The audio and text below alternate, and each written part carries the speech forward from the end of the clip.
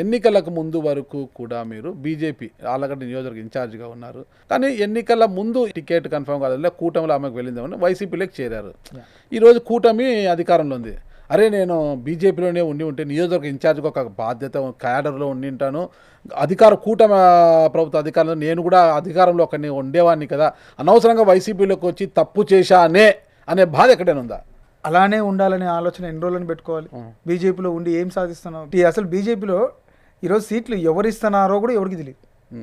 పని చేసినోడికి దిక్కు లేదు, పని చేయనోడు అసలు ఊరు పేరు తెలియనోడికి ఎక్కడో తిరుపతి అతను తీసుకొచ్చి ఆదోనిలో టికెట్ ఇస్తారు. ఇంకా చెప్పాలంటే ఇన్ఫాక్ట్ 20,000తో గెలిచినాడు, అఖిలప్రియ కన్నా ఎక్కువే గెలిచినాడు. ఎవరో తెలియదు, ఇంతవరకు ఆ కాన్స్టిట్యున్సీకి ఆయన సంబంధమే లేదు. అలాంటి అది గెలిచారా లేకపోతే ట్యాంపరింగా ఇంకొకట ఈవీఎంలా ఏం తెలియదు.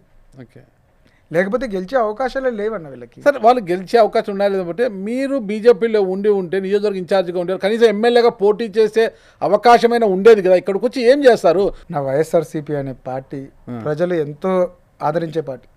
పబ్లిక్ నుండి ఐ కెన్ ఫీల్ దట్.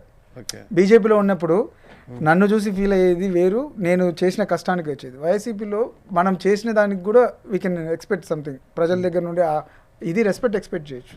ఆళ్ళగడ్డలో బీజేపీని చూపించిందే మేమైనా లాస్ట్, బీజేపీకే దారి చూపించాం కానీ బీజేపీ మాకు దారి చూపించలేదు. నాకు అది నచ్చింది, మనసుకు అనిపించింది నేను మళ్ళీ తప్పు చేస్తున్నానేమో అఖిలప్రియ లాంటి వాళ్ళు నా వల్ల మళ్ళీ వాళ్ళ ఎమ్మెల్యే సీట్లో కూర్చొని మళ్ళీ ఆ తప్పుకంతా మేమే భరించాల్సిన బాధ్యత నాకెందుకు అని చెప్పి మేము కూడా ఇది బెటర్ కదా అని చెప్పేసి వైసీపీకి రావడం జరిగింది.